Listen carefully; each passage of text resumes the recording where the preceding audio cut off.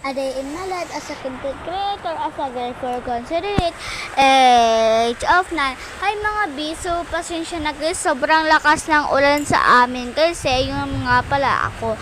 So, nagkakain nga pala ako ng gatas na favorites ko. Ang, yan na nga yung ulan. Ang flavor ng gatas ko ay Bear Brand. Yan, naka-Arctic Fan pa nga. Abeshi nyo ay tablet ni Mian. Laruan ko, laro na ni Mian. So yan, di pa kayo nalalamig guys. Sa inyo guys, maulan ba?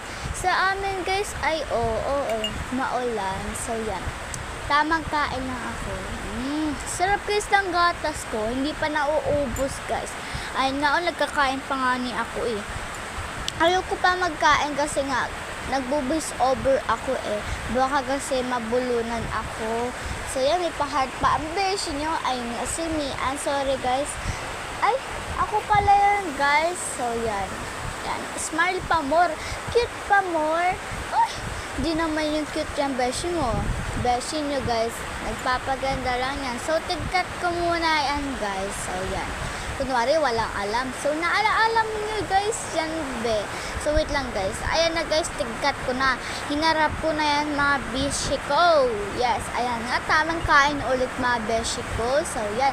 Pasensya guys, kasi napakalakas ng ulan. Hindi nyo yan marinig guys. Kahit voice over ako guys, napakalakas talaga ng ulan.